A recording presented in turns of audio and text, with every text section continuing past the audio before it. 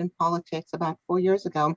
I was a senior deputy prosecuting attorney with King County for 19 years. I chaired and created the Therapeutic Alternative Unit. So I did a lot of work on alternatives to incarceration. I led the mental health court, veterans court, the diversion programs, and I helped develop the 40-hour crisis intervention training for law enforcement. And I actually, at a very young age, knew I wanted to be a prosecutor. And a lot of that actually was driven in my interest in domestic violence and sexual assault. And when you take a look at those issues, especially when I was growing up, you frankly have women victims, survivors of these. And so it was very important to me that I be a prosecutor and work in this arena. And in high school, I decided I was going to go to Berkeley for undergrad, Yale for law school, and be a prosecutor.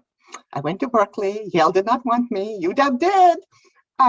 And so I actually clerked for Justice Barbara Mattson at the Supreme Court. I think I was the first intern she had when she was elected. And so I was very happy with my career. I loved doing policy work on criminal justice reform and alternatives. And, as you mentioned, I started API Chaya, which is a South Asian domestic violence organization that works with survivors of sexual assault, trafficking.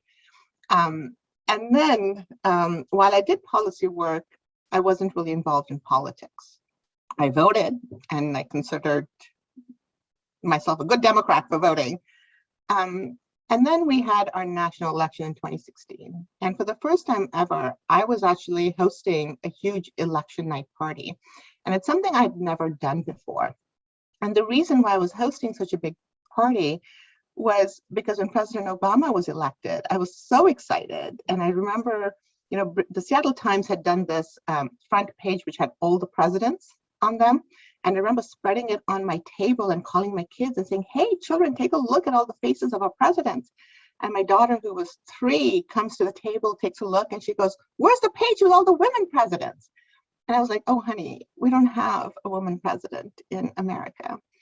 And so I had a huge election night party because I was hoping to show my then teenager, she's a junior now, the face of our first female president. And when that didn't happen, it really shocked me in a way I never thought politics would.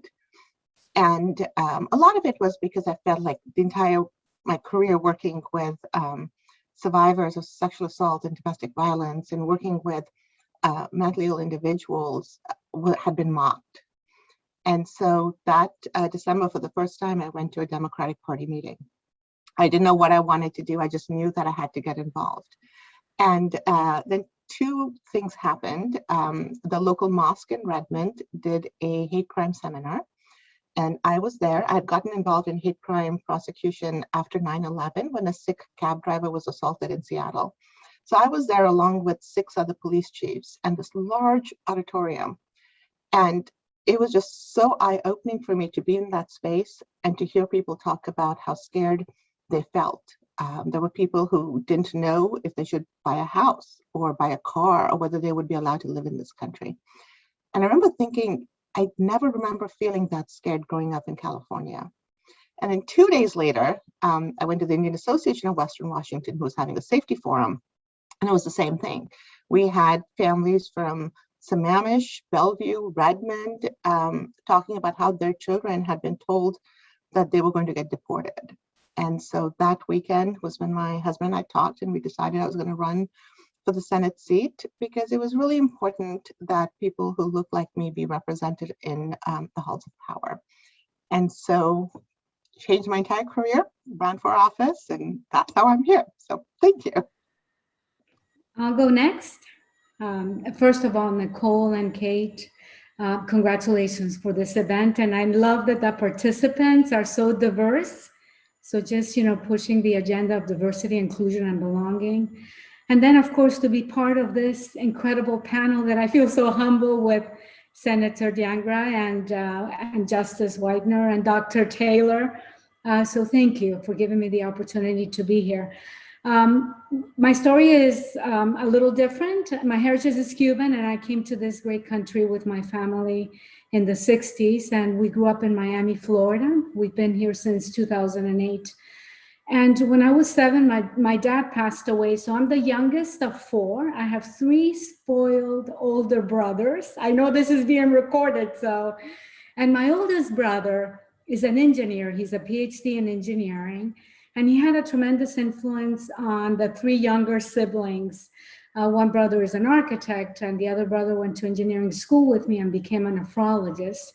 And my mother was one of these women that believed that education was such a powerful infrastructure, that the communists can come and take everything away from you, but not education, and you can pick up and go and live somewhere else as long as you were educated.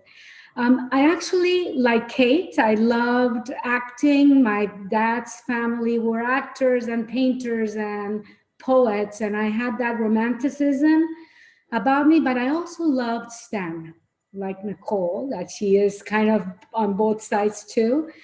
And my oldest brother kept on saying to me, why don't you just couple your passion, because I was always very outgoing, so couple your passion that you have for being front and center stage, because I was always the one that represented my brothers when we had to have a discussion with my mom.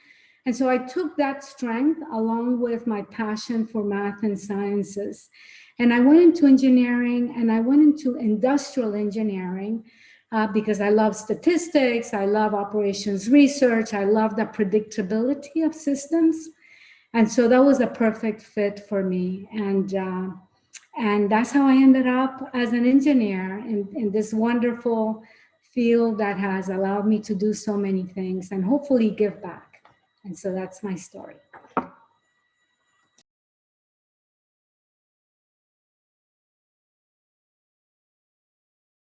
Oh, should I go next? Okay, I will go. So another, I guess, kind of piggybacking on the engineering story. So I guess my natural fit was engineering just because in high school, really, my favorite classes were the math and science. So it's kind of like the typical way you might think about pursuing STEM, is because that's just your favorite classes, your favorite, experiences in school. And so I went to college. I knew I wanted to do something with medicine because I've always been fascinated with the human body and what a machine it is and what a work of art it is too. But I didn't know what exactly I wanted to do with that. And so I kind of went into school with just that idea that I was going to explore possibilities. And that's kind of how I've been lining up my entire career, really just being open-minded, because I wasn't exactly sure what I wanted to do for my career. I know I wanted to be in engineering, probably biomedical engineering, but I didn't know what exactly I wanted to do with that. You can do so many different things with a degree like that. So I really was just trying to find my way to make an impact, right? Make some kind of difference. And so it was kind of like a natural progression when I went to graduate school. And it's really funny that I'm ended up working with students and being a passionate educator right now, because if you had asked me when I was in middle school or high school, teacher or working with students would have been one of the last things I would have told you that I would be doing. I had no patience and things like that. And so that's my lesson for you all in the conference, is just kind of be open-minded and know you can develop skills that you might not have ever thought you would possess or have a proclivity for. So for me, it was just experiential learning through school. I figured out just organically, I was really loving tutoring my peers in this really hard continuum mechanics class. I was the only one that really just loved the material, and that's literally where my start of teaching happened, with just helping my peers. And then I did a more formal program that I encourage you all just to keep your, antenna up for any kind of internships or experiential learning you can do, because you can figure out what you want to do. And so for me, I figured out I wanted to teach through this experience in graduate school. And then I just happened to really get my dream job, literally at University of Washington. And I've just been thriving there ever since. It's been a department that has let me really develop my leadership skills and roles, and happy to talk to anyone about how do you start from really just having a small role in a unit or organization, how you build yourself up to do that. So yeah, I'm sure we'll have more time for that later, but mine was just a journey. So I guess my lesson is just like every little chapter in your life builds upon it, and to kind of lead to different bigger experiences, but also you can change your interests, and that's okay too. Well, it was wonderful to hear everyone's story and to be a part of this conference this morning. So thank you for inviting me and giving me a place where my voice can be shared and heard. I am an immigrant. I was born on the island of Trinidad and Tobago, and I came to the US at the age of 16, not because I wanted to, but for medical reasons. I was actually doing my advanced studies because it's a different system. It's the British system. I had completed my O-levels, which is the equivalent of your high school diploma. And I was doing my advanced studies in preparation for going to college or university in England. And I lost the use of my right side. I became paralyzed. And the island did not have good medical treatment. So I was sent here for medical treatment. So I came to the United States at 16 with a disability, not expecting much, because my plans were to be like my parents. Both of them were in the education field. My father was a school principal and my mother was a high school teacher. I wanted to be a teacher. And little did I know that I would end up teaching, just in a different way. Law school actually came about after having a career in international marketing, because after I completed my rehabilitation, I did attend university. 6 months into my rehabilitation, I applied and got into a college in New York. Completed that. It took me 6 years as opposed to 4, because I kept having relapses with my side. And one continuum you will hear in my story is failure is not an option. It's just another opportunity to get up and try again. So I had many relapses, but I didn't give up. So after acquiring my undergraduate degree in international marketing and trade, I worked in that field for some time. And then I ended up in Anchorage, Alaska, an island girl in Alaska. That's another story for you, because I actually called the police on a moose, but that's another story as well. In regards to Alaska, I got tired of the cold and decided I was going to return back to the island. And a friend invited me to Washington State. And I asked why, and I was told it's because it's like the island, rainy. And I thought, okay, I'll try, because I was getting away from the cold in Alaska. And unbeknownst to me, the trajectory of my future changed with that decision to come to Washington State. I ended up applying to law school. I ended up going to law school. And like Senator Dhingra, my background was varied more so than hers, in that I was not familiar with the American legal system. So everything for me was new. So in law school, I did everything: prosecution. I did public defense upon graduating. I did prosecution upon graduating. I did what we call pro tem, meaning you sit in for a judge to learn how that is. And then eventually I ran for a Superior Court seat and I failed. But failure is not an option, remember that. So I came back again and I tried again. And in 2015, the governor appointed me to the Pierce County Superior Court. At that time, I was the only Black female amongst 22 judges. There was one Black male. There were no other people of color on any of the benches.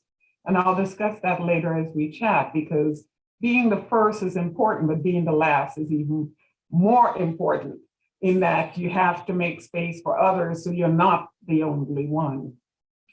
So becoming a judge wasn't really something I pursued. I just loved educating. So my legal career was about educating, whether it's a prosecutor, educating folks about the victims' rights and making sure that they were protected, or as a public defender, making sure educating folks about the rights of the accused. And then I started my own practice, did a whole number of different things in the legal field. So as you can tell, my path has been one of an immigrant. I was learning the American system as I moved through it. And then in 2020, last year, the governor appointed me to this position. And you've heard of the many firsts, But one of the things I found out with that appointment was I became the first openly gay Black LGBT Supreme Court justice in the nation, which was a shock to me. I also prevailed in the November election, becoming the first elected Black official in the state, the first. So we're still making first, and you'll become a first in something at some point in your life. But hopefully our discussions with you today will help you maneuver as you work through that. So that's my story in a nutshell. Thank you so much to all four of you for sharing those stories. I can't say thank you enough. That was already inspiring when we're only on the first question. So I'm going to move on to our next question, which is kind of tying in some of these identities that you all just discussed. So one of our main goals as She is the Future is to emphasize the importance of individuality and the innovation that comes from our differences. So could you talk a bit about how you all embrace your identity, whether it be through your gender, through your heritage, culture, race, or anything else in the work that you do? So, I can start. When I first started working at the King County Prosecuting Attorney's Office, I was the first South Asian attorney that had ever hired. And at that time, you're just trying to do your job. I wasn't necessarily thinking that I am the first South Asian attorney and about my identity, but it would show up all the time. I would be in court, standing at counsel table, and the defense attorney would walk up and say, "Hey, can you get the prosecutor for me?" And I'll be like, "I am the prosecutor." When I became a supervisor, it was the same thing. We would do some negotiations and defense would say, "Oh, can you have your supervisor sign off?" And I'll be like, "I am the supervisor." And so you kind of have to do that all the time. It's just something you get used to doing. And at that time, there weren't a lot of Indian attorneys, right? The stereotype is true. We ended up being engineers and doctors. My family's engineers and doctors. And then I remember we started seeing a few more Indian attorneys. And so it kind of changes the dynamic there. But a lot of the issues around my identity came up when I ran for office because I'm Sikh American. So my husband wears a turban. And, the conversation we had before we started the campaign, my husband said, maybe I don't need to be involved in your campaign, because he was concerned on how he would be perceived wearing a turban. And I was very clear. I said, I'm very proud to be a Sikh American. And I want you in all my campaign flyers. And so we made a very specific decision to make sure that all my campaign material had our entire family, including our dog. And we're proud of who we are. And at that time, I hadn't realized really that the seat that I ran for is the one that was going to flip our state Senate. So the Senate was controlled by Republicans by one seat. And so when I won, I flipped the chamber and turned the state of Washington blue. This was also the first election, big election after our national election. So this campaign was the New York Times came out to cover it. It was a national phenomenon. And what that meant is that $10 million was spent on my race. 3 million of it was spent on attack ads. And I don't know how many of you watched TV during that time. You guys all lived in the district. You guys were younger, but they had really interesting commercials that showed my husband and I come out of a gypsy box and like this really racist stuff. They do the standard thing where they make the assumption that if you darken someone's skin, they're sending some kind of message. I don't know what that message is because I don't think today's people stand for that, but they did things like that. And so you really end up embracing and talking a lot about your culture. So I talk a lot about what being Sikh American means. And, it's a religion that I'm very proud of. It's focused very much on honesty and service and integrity. And comes from, it talks about equality back in the 1500s. When a lot of people weren't talking about it. It talks about equality between genders. So, I feel like I bring those values to me in the Senate. What I did realize when I got elected was that I would be the first Sikh American ever elected to a state legislature in America. And so, that's another first. The other thing that happened when I got elected, similar to the Justice's story, I doubled a Women of Color caucus because there was only one female, a women of color senator. So I made it 2. And that's again shocking. In the state of Washington, you have 2 women of color as senators. We doubled that the year after, and now we're up to 5. So there are 5 women of color in the Washington State Senate, but we're making progress every day. And the bottom line is we all wear so many hats. I am not just one thing. I am a lot of different things. And I think it's important to recognize the intersectionality of all of that. We don't fit into neat boxes. We don't want to fit into neat boxes. And so I think everyone just has to show up in the most authentic way they can every day of their life. Great, and I'll follow then. So I grew up in a very multicultural environment between, that Spanish, Cuban heritage and American heritage. And I want to say that for my brothers and for me, it just expanded how we viewed the world because it was so multicultural, and we identified not only with being Spanish Cuban, but also with being American, and just building from that platform. And we were in a great country that it was a land of opportunity. And when I graduated from engineering school, I was 20 years old. I started to work with AT&T. I was the first female outside plant engineer in my district. So we all have a first. And to be honest with you, I mean, it was by choice. I wanted to be an engineer by choice.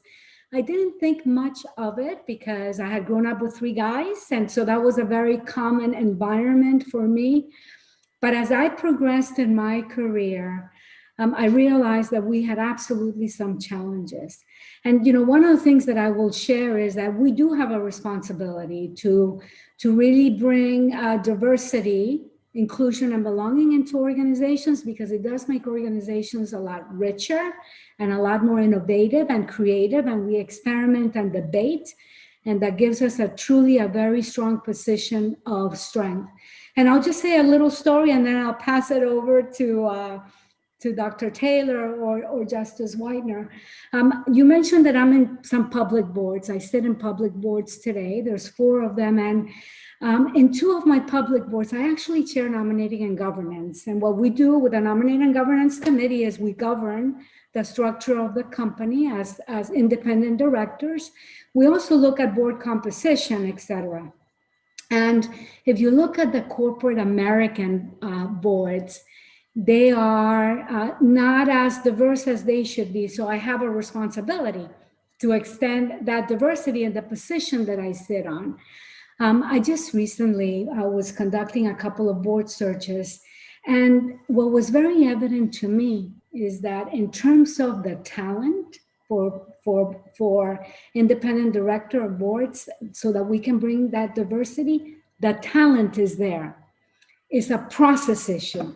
Is the pipeline is there, but we're not tapping into networks that we're not familiar with. So what I would say to all of us that are participating in this great conference is that you need to think beyond your network and tap into networks that you're unfamiliar with, or partner with people that can help you tap into networks that you're not reaching, because that's how you're going to bring that diversity into organizations that make companies and make organizations so much richer in terms of innovation and being creative.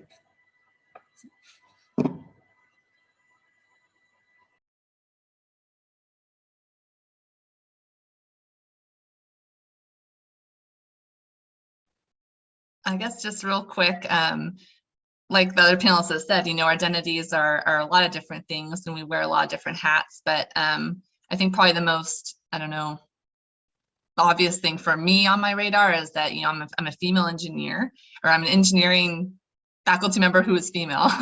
And that's, even as a student, that was something that I was very aware of. I can definitely remember in my classes being, one of 3 maybe females in my class. And and just the really vital nature of being able to form a support network with like my other female engineering students. And that was vital for me to get through the engineering curriculum and just the rigors of the program. And at my work, I embraced my identity because a lot of the experiences in like hardship or, you know, implicit bias interactions or things that I've encountered throughout my career, I'm able to like mentor my female students in those experiences. So they'll just kind of naturally come to me, which I really love. That's like one of my great rewards in my career, is that I feel like I can be a resource for them. I try and make myself really accessible, and then I can, you know, identify with the stories they want to talk about, and we can like troubleshoot, try and identify things we can do. And it's my like way that I feel like I can make a little impact just in my little world with these students. But I remember how important it was for me to have mentors.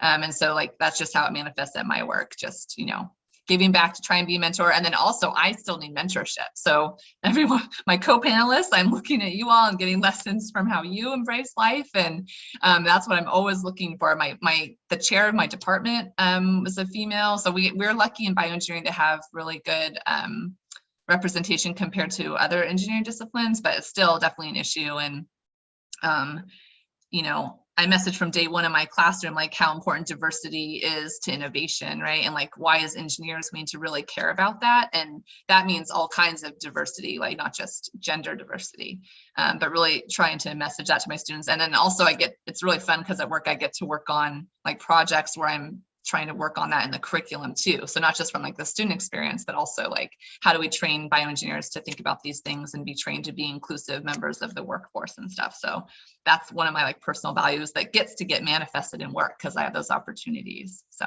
that's one of my passions too I'm working on.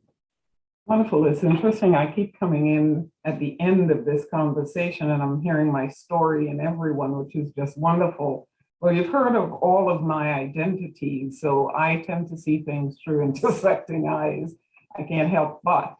But it's not just about personal identities, it's also about professional identities as well, which is why it's interesting I come in at the end because I have that blend as well. But I think being born and raised on an island where it's very multicultural, I have a respect for differences. And upon immigrating to the United States is when I realized labels and the labels assigned to different parts of me were all limiting. They're all tied to inequities. They're all tied to inequalities. And coming from an environment where it was okay to see women in positions of authority, it was okay to see people of color in positions of authority, to get to a place where you're all of a sudden labeled and then marginalized by these labels. Thank goodness I had that early experience because I refused to have these labels define who I am. In fact, in 2016, if you get a chance, you can look at my TED Talk called Claiming Your Identity by Understanding Your Self-Worth. And I think it's really important that we do that because we need to look internally, because what we are looking for externally, we already have within. It's just for us to acknowledge it.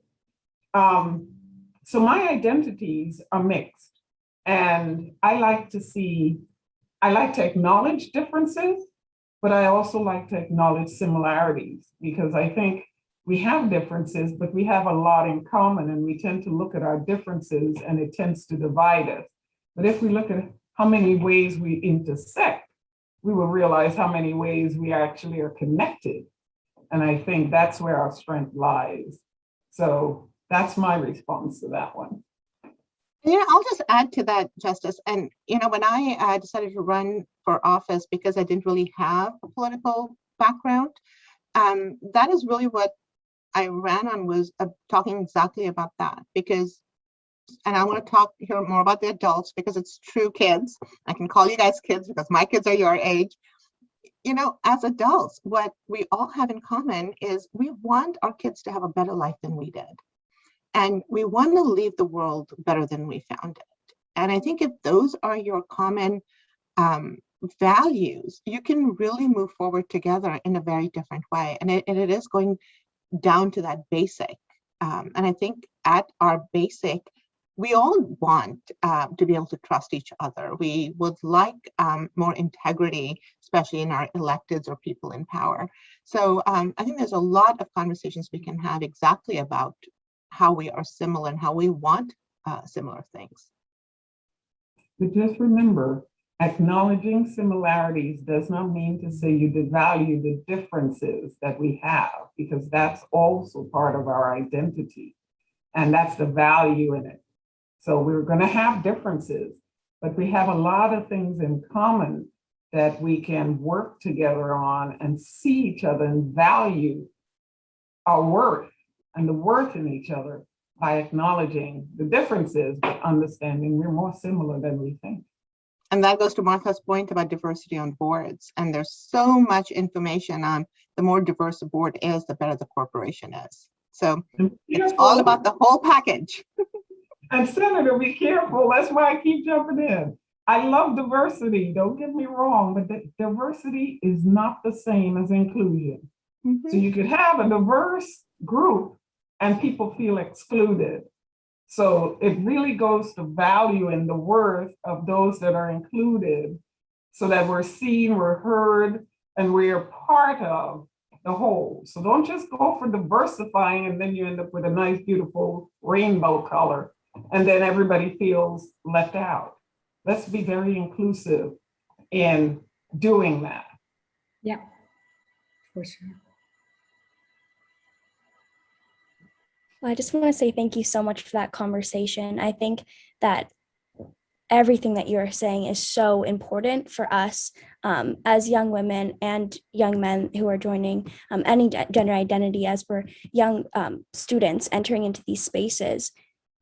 Thank you for paving the way for these conversations to exist in these workspaces, because I think that, like you just said, Justice Whitener, we need to be able to embrace diversity in a way that is inclusive to those that identify in the non-dominant, non-powerful, privileged way. And so thank you for creating those spaces for those conversations for all of us as we enter into these spheres, and for helping us understand the importance of recognizing that diversity and embracing and really valuing that diversity in these spaces. So thank you all so much.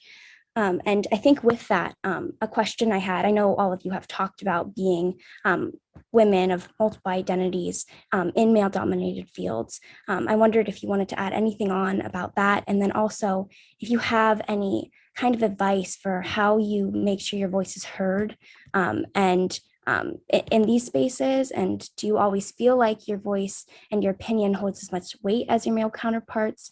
And if not, what strategies have you used to overcome and work through those challenges?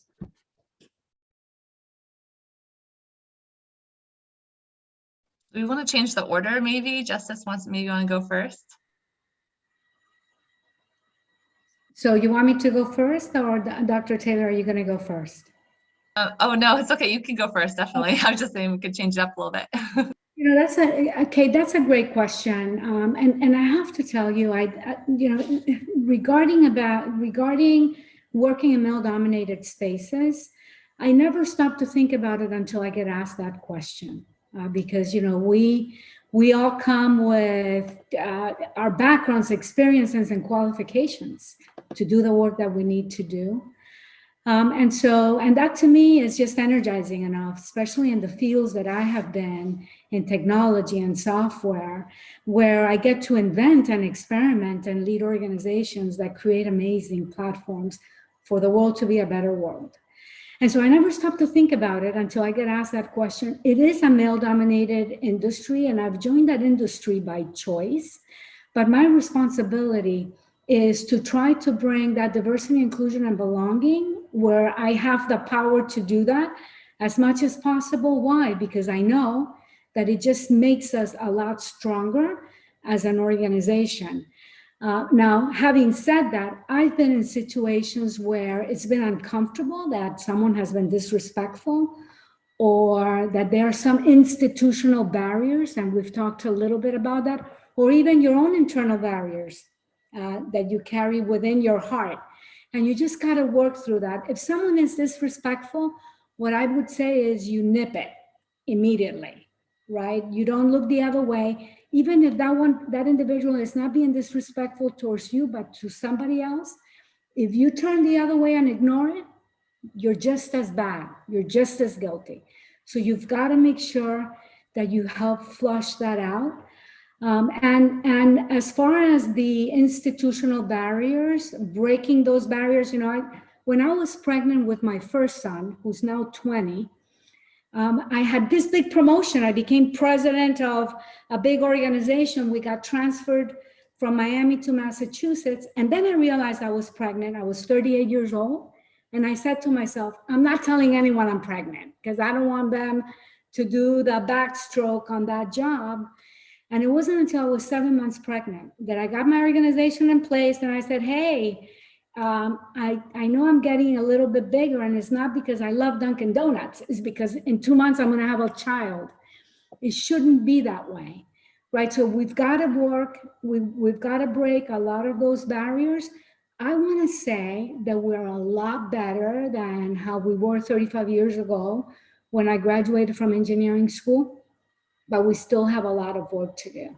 And we've got to stop the labeling, like Justice Whitener said. I mean, that in itself starts creating those barriers. We've got to drive that agenda, and those of us, and you guys as well, because one day, God willing, we'll be working for you, Kate. So you guys will be breaking a lot of that preconceived, barriers, and just building a platform so that people can reach their fullest potential. And I think that that's something that, hopefully within our lifetime we'll be able to see and contribute to. I can jump in. When I heard the question, I would have to agree. I tend not to think of it that way, because if you think about it that way, everything was male dominated at some point in time, and we just ignored it. And I think that's what you have to do. There's a space for you, and you have to create it if it's not there. It really comes in believing in your own work and the value that you bring to the conversation. There have been times when ideas that I have put forth have been taken by a male colleague more than once. But the interesting thing is they can only take it so far because it wasn't their idea. So sooner or later, if you sit back enough, they walk into a wall and then you can step in. Also, you have to speak up. Your voice is really valuable when you're in that space. And you have to speak up and acknowledge what is occurring. Now, whether or not they do something about it at that point in time sets the barometer for the next time. Because what you've just said is, well, I just said that. Maybe I didn't say it the right way, so I'll say it again. The next time, that individual will think twice about taking your idea and reformulating it and having it come out. But that is life. You're going to have people taking your ideas. You're going to have people wanting to take your narrative and reformulate it. You're going to have people wanting to take who you are and redesign it, and that is why it's so important for you to work on you, on your voice, being authentic to you. And I will say this, it's not easy. Don't get me wrong, it's not easy. When I came out to my parents as LGBT at 19, we're talking about a Caribbean island where it was illegal to be openly gay, okay? So that wasn't something that was comfortable for them. But I did a lot of soul searching, and I was very comfortable when I did it. So when you act, make sure you're acting from a place of confidence, having done some of the work to get you to that point. When you speak up, make sure you're speaking up from a place of knowledge, not just spouting off, because then that devalues your input. So those are the things that make the individuals at the table who may not be like you start listening to you. but it starts with you being confident in yourself and knowing when you speak up, you have something worthy to say and something worthy to give.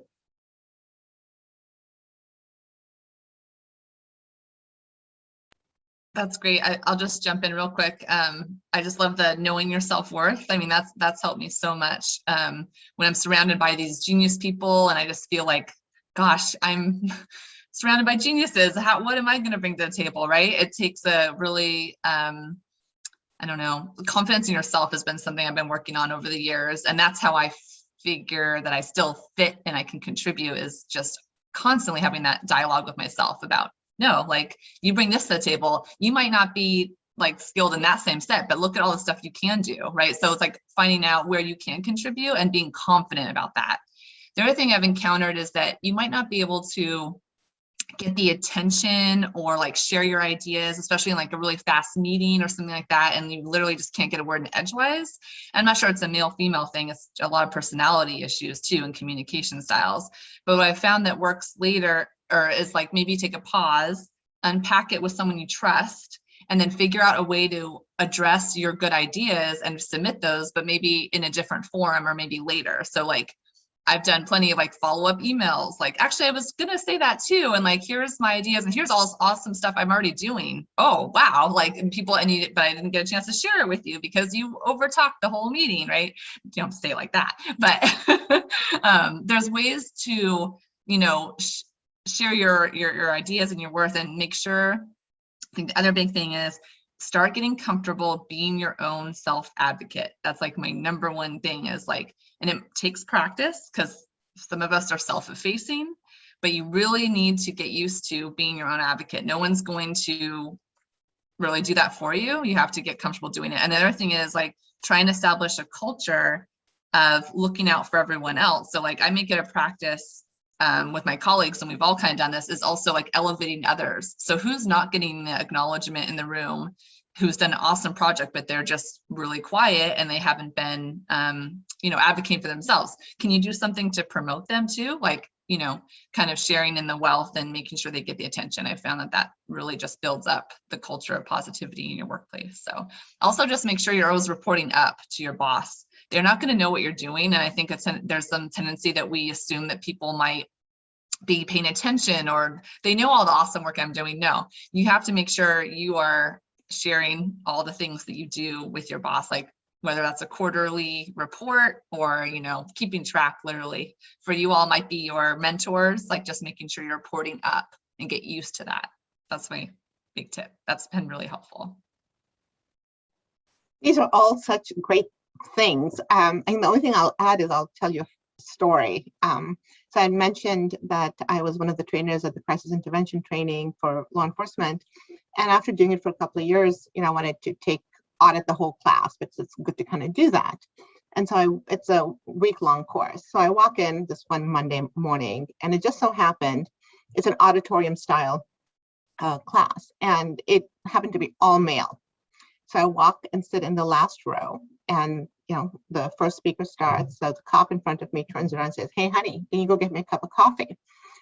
I'm the only female there. I look at him and I go, "No." And then after a few minutes, he stands up and I'm like, "Hey, can you get me a cup of coffee?" And he smiles at me and he goes and gets me a cup of coffee. And after the next presenter, they introduce me, and I walk up and go to the front of the class and I do my presentation. And then he comes up to me and he goes, "Ma'am, I'm so sorry. I didn't realize who you were."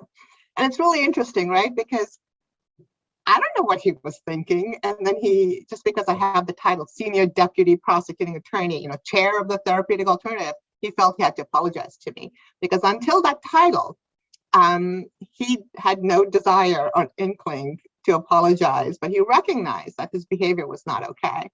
And so, you know, I agree with everything everyone has said. Make sure you stand up for yourself. It's not easy. It takes practice. And I will say, you're going to love your 20s and your 30s, but I got to tell you, being in your 40s is so freeing. I just feel like I say and do whatever I want to, and make sure people know when they have been offensive. So you just got to work on it every single day. Well, thank you so much for all of your answers and all of these discussions. It's it's just amazing to hear all of your stories. They're so unique, but also channel some of very similar attributes. And so it's just really great to hear. We're going to move on to the audience questions just to make sure that any participants that have any questions for you all get the chance to ask. So just a reminder for the audience that if you have a question, just to direct message it to me, and I can call your name or I can read it myself. And so I already have a few questions coming in. The first one is, as a leader, what are your tips for coming off as assertive and confident, but not coming off as too aggressive? I'll break the ice. There's certain leadership traits that I think, and at least in general, but in business, are very important. And the way I think about this is, number one, you have to have a track record on delivering on your commitments. If you say you're going to do something, you do that. Very straightforward. You drive diversity, inclusion, belonging, and hope into the organization. You're fair and kind and respectful. But one of the things that I have found also, and very early on in my career, I was lucky to have a mentor that would give me we call them cliff notes. I know you guys probably call them spark notes, but would give me tidbits along the way. And it's the confidence to be silent when you have to be silent. You not always have to grab that floor and be the one talking, but have that confidence. And listen to that, to your inner voice. You're there for a reason. And sometimes, you get shaken a little bit, and that's okay. But continue to forge forward with your thoughts and ideas and your contribution, and do that in a way that is fair and that is kind with your colleagues and those that work for you, those that you work for, and those that are your colleagues as well.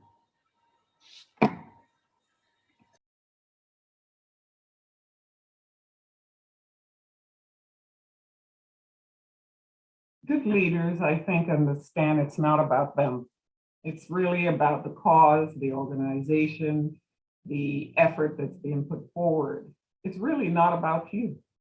So at the end of the day, it's about building up what everyone has worked for and knowing you don't need to be in the limelight. You can take the back seat. It's about lifting others. To me, a good leader knows how to lift others.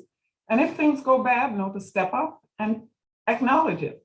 But a lot of leaders want to be seen and want to be, when things are good, they're there, but when things are bad, they're not. I think it really should be the other way around. You don't need to be seen as the leader. And if you are seen, you should be speaking for the all, for the others, using your platform to move the agenda forward, but acknowledging the work that is done by those you are leading.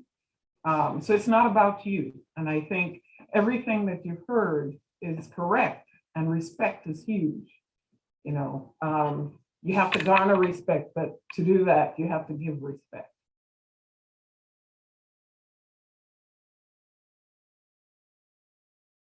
So I'll just add, I was told very early on in my career that the one thing you truly own is your reputation.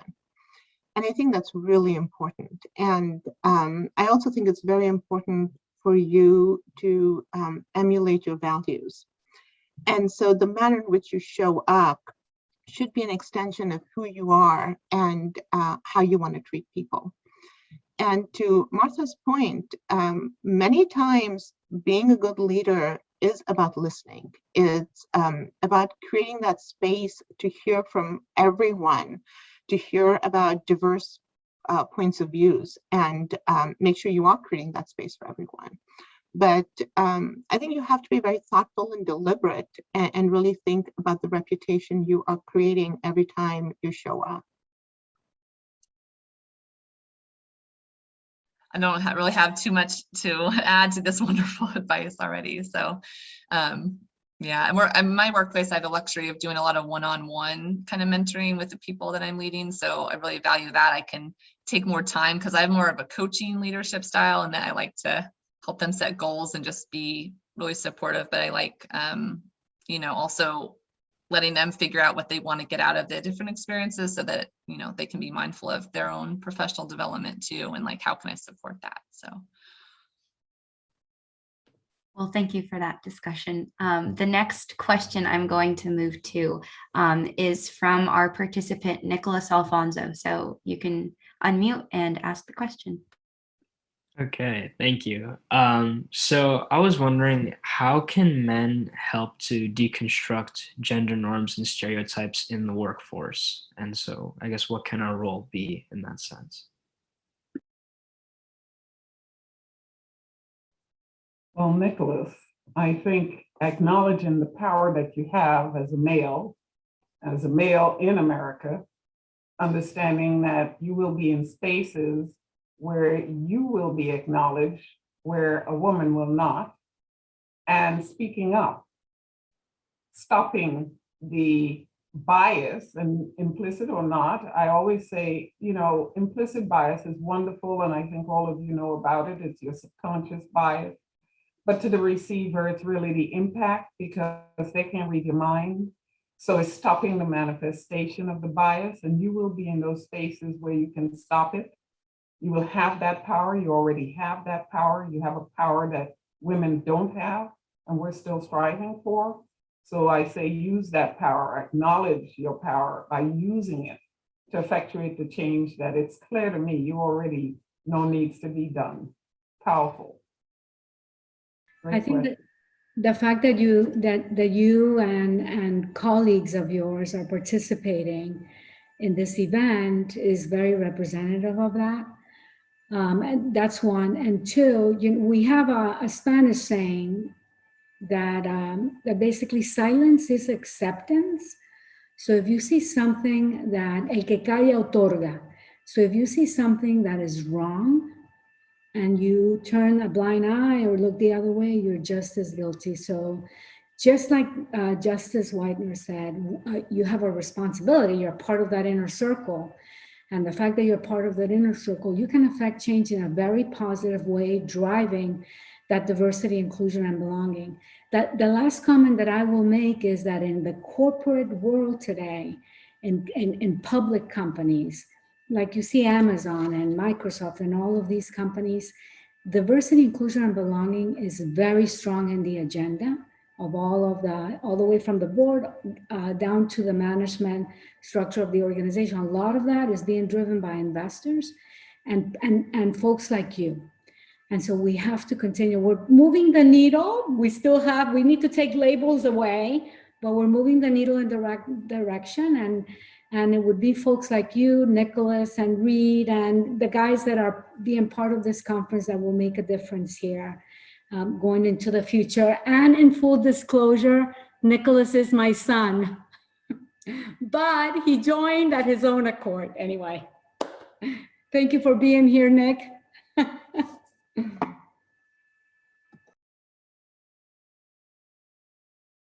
I can go next. I love that he's your son. That's great. These are conversations that my husband and I have had for years. He's an engineer, so in a very male-dominated industry. And so one of the things he always makes sure that when he is in a meeting, and as we see, men will cut women off while they're still speaking. And he always will say, I'm sorry, could you repeat that? I don't think you finished your thought. And to me, that's really important, because you don't always have to have that one person fight for themselves. You can have someone say, you know what, I acknowledge and saw what just happened, and I'm not okay with it. And so, it goes to exactly what everyone else has been saying, is just be aware and step in, and also know when to step out, and to create that space and understand that you're not the one who always has to speak. Even if you have the answer, doesn't mean it's your voice that should provide that answer. Make sure someone else can jump in and do that. And while we're talking about all this thing, I do want to point out, I thought we had just come such a long way from when I was a young girl. And then when COVID hit and I started seeing the unemployment numbers come in, the unfortunate truth of what happened last year is that the number of women that have left the workforce has been tremendous. And that goes down to the fact that in this country, childcare is still predominantly a woman's issue. And I think that is something where all of you, everyone here has to step up and really make sure you understand that taking care of the home, taking care of the family, taking care of the children, that is a joint responsibility. It is not something you get to say, I'm going to go to work. Hey, the spouse that's female, you cancel your meeting, you take a day off because I can't. And so I just want to remind everyone, it's not just about how you show up in the workplace and how you treat women in the workplace. It's how you show up at home, and take care of that sister of yours at home as well.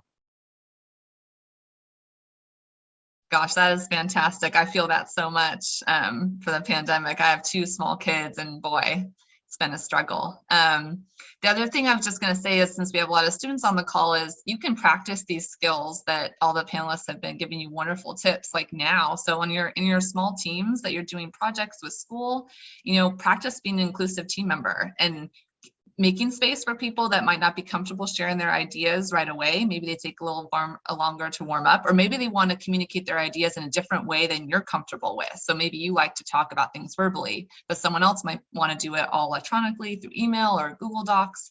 But just like practicing, being an inclusive team member right now, so that when you go into the workforce, it's like second nature to you.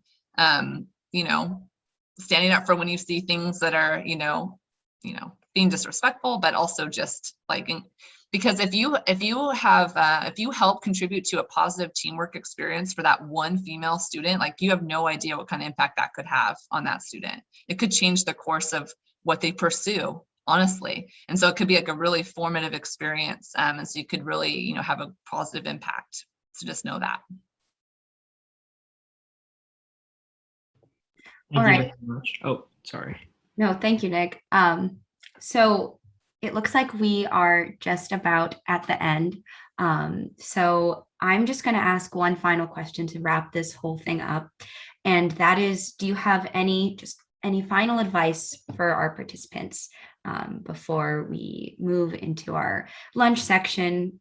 What is important for them to understand as they are stepping into higher education and these industries? And feel free to make these answers shorter if you are in a rush or anything, but also feel free to take your time.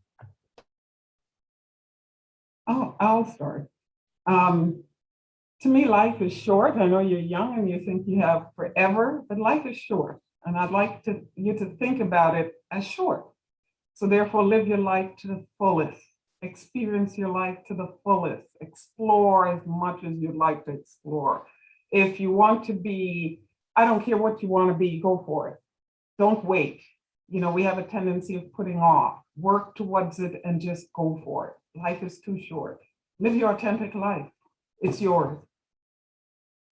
And that really resonates with me. And what I will add is that we're not victims here. So this is your life. You have a responsibility. And so if something doesn't feel right, you're not a victim. If you're in a box, you figure out a way out of that box. You have that power within you. Jump into the thick of life. And as you jump into the thick of life, do things that really make this a better world. Not only for you, but for everything that you touch along the way. I guess I can go next. Just keeping it short. I guess anything you can do to help you keep perspective or figure out what that perspective should be. Because I know what I see with like my first year students is they're really concerned about grades and like that 2 points on an exam, but I try and help them see the bigger picture that in, a month even, that's not going to really matter. And like, can you build out experiences or things that help keep you really kind of what we were saying about embracing life, right? You only have one life. And so what are the really, really important things in your life? It's probably, you know, not your 1 point on an exam, and don't stress out about it and make it ruin like the rest of your year. Try and embrace your life and go out and get some, you know, really enriching experiences, and also build community. I think that's like one of the most important things. Be deliberate about investing your time into building a network. It takes time to like reach out and to network and, you know, get to know people, but it's so important because you're going to go to them for advice and they'll help you get to your next stages. So it's really important to build that too. Yeah, that's mine. So I agree with all the great affirmation stuff people have said, but I do want to talk a little bit more seriously, because your generation, the amount of stress, the amount of anxiety, the amount of depression I see in this generation, it is tremendous. And it doesn't need to be there. And it really doesn't. In 10 years, I promise you, all of you guys are going to be successful. In 10 years, you're all going to have the same kind of job. So don't worry, like Alyssa said, about that one paper or that one grade or not getting into that one college, because you guys are going to be fine. I know it's easier to say that now than when you guys are going through it, but life is too short. And you don't need to put these kinds of pressures on you that I see your generation putting on. You guys are aware of the entire world because of your smart devices, and you're on them constantly. And I'm glad you're going to be talking about social media, but don't internalize all of that. You have time to take care of that. And I'll tell you, I love telling stories. I'll tell you another quick one. You know, I told you I knew early on what I wanted to do. I was that student everyone hated. I graduated with like 9 AP classes. I like graduated from Berkeley with like a double major and all this other stuff. And my husband, who, you know, he went in high school, maybe he did like 1 AP class or not. He had terrible grades. He was a system architect of the Xbox. He worked at SpaceX. He helped design the satellite infrastructure.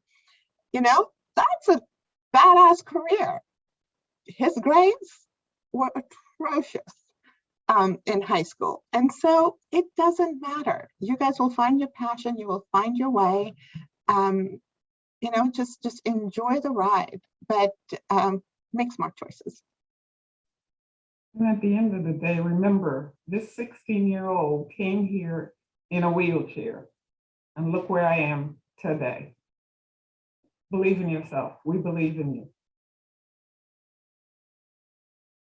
Well, I mean, thank you so much. Let's all give like a Zoom round of applause.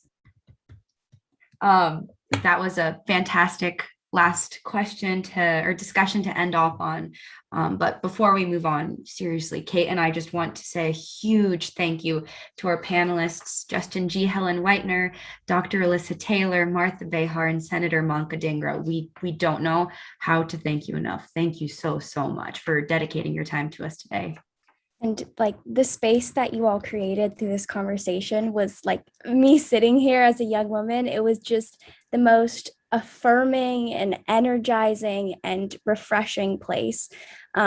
So thank you for creating this time for us, for taking the time out of your day to energize us and help us all find ways that we can become leaders and support other women. Just all of the advice and the stories that you shared for just eye-opening. So like Nicole said, we don't know how to thank you enough. This was truly incredible. So thank you so much. All right, can I say one quick thing that I forgot to mention? So, you know, when I ran my campaign, I engaged 200 teenagers because to me, the youth voice is really important. And every year I sponsor at least 2 bills that come to me from the youth. And so I just want to let everyone know, if you guys have any bill ideas, you want to work on any policy, feel free to reach out to my office. Last session, we passed a bill that provides free menstrual products in all our schools, including colleges. And that was a bill brought to me by students from Lake Washington High School. So, and I can tell you multiple bills, but at least 2 every year are sponsored by the youth. So if you have any ideas, feel free to reach out.